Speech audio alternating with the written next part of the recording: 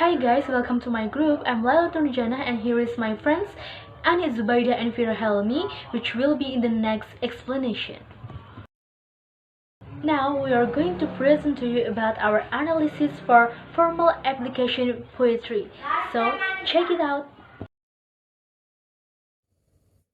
Hi guys, I'm Anzu and I'm going to analyze the poem under the title Formal Application. The first, I want to analyze the title. I think the title derives from the skill needed for a person rejoin humanity and qualify as a modern man, and the skills that demonstrated humanity brutal side, and then the title is an allusion to modern day when we want to apply for a job or college.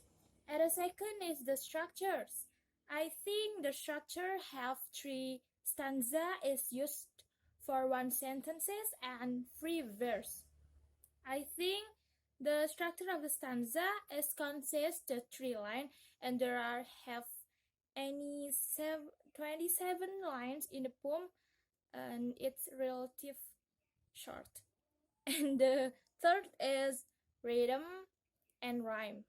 I think there are no significant rhyme and they are moving smoothly and breaks in between the stanzas.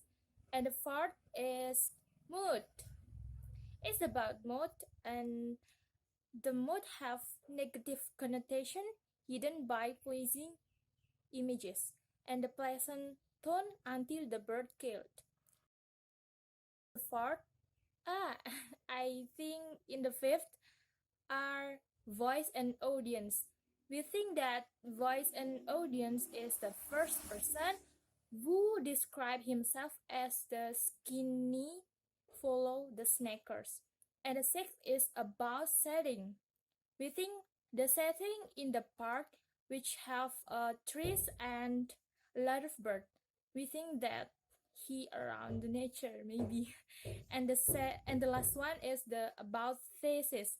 The man wants to rejoin humanity by learning the skills to become a modern man, and we think the poem wants the reader to know to understand about his perception of humanity that characterize human being as barbaric and his instinct about death. That's all. Okay, let's continue with the analysis stanza. Let's start with the first stanza. I shall begin by learning to throw the knife, first at trees until it sticks in the trunk and quivers every time. The word knife has a negative connotation of violence and danger, but here in this poem, it is not associated with anything negative. The trees and the trunk make a larger target to start off with. The person tries to learn how to learn to throw a knife, he starts by applying a power to his throws. First persona trains on his strength and power to make the knife stick. The sentence quivers every time shows how the speakers want to strive for perfection and precision, which is driven by the speaker's strong determination to succeed. His improvement in name symbolically represents mankind's improvement and progress itself. The persona has to learn the skills that he has been neglecting to rejoin humanity. Next is the second stanza. It is next from a chair using only wrists and fingers at a thing on the ground, a fresh and hail or a fallen leaf. The word next shows improvement. A thing on the ground shows that the speaker still practices on stationary objects. Fresh and hail or fallen leaf shows that the speakers began to throw his knife at living things.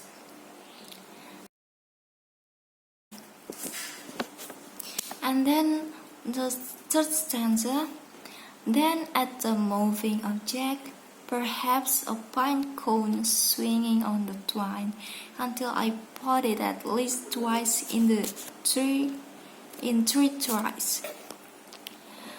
This stanza shows that the speaker improves his knife throwing to a level where he can aim at moving objects and showing greater skill. And then the second, it at least twice in three tries, further shows speaker's strong determination to improve. But why is this speaker so willing to better himself in knife throwing? And then the fourth stanza, the first stanza is, meanwhile I shall be teaching the birds that the skinny billowing sneakers is a source of sweat and breadcrumbs. Okay, and the next is the fourth stanza. Meanwhile, I shall be teaching the birds that the skinny billowing sneakers is a source of sweat and breadcrumbs.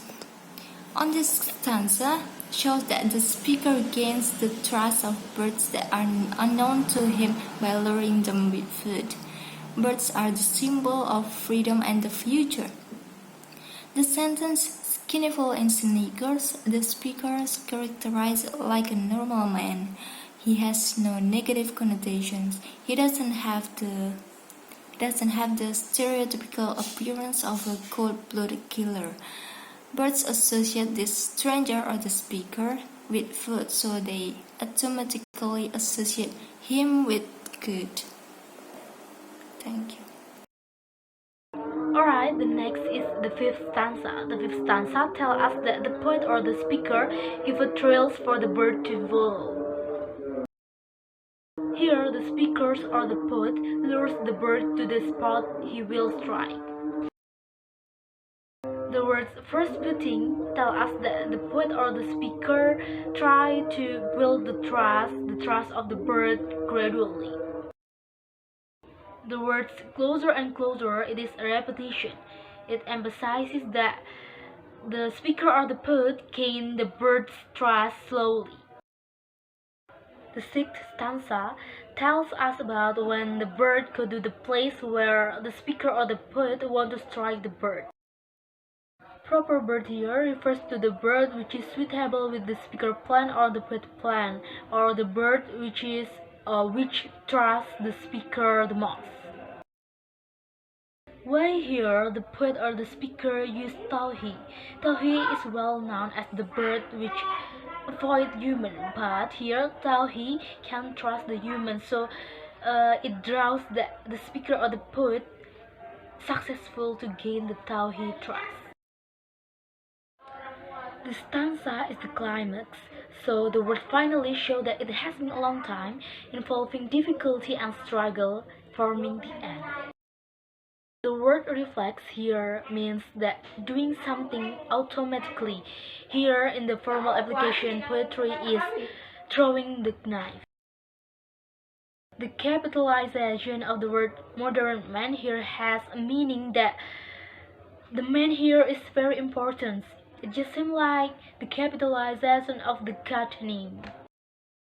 Climax is when the man can kill the bird with his knife.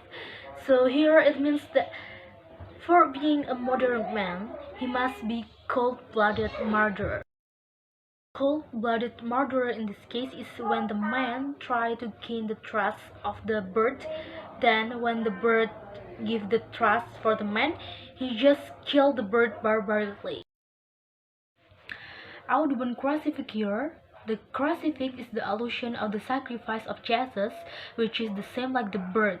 They are both betrayed and pinned to their death. Audubon here is a famous bird painter, and therefore this is insulting for Audubon. The poet links the Audubon crucifix, an euphemism which is a fictional example for a cold-blooded murderer, to the reality in which he mentioned three allusions for World War II, which are all euphemism. Even though World War II was one of the most devastating times in human history. Well, that's all guys from my group. Thanks for attention and bye bye.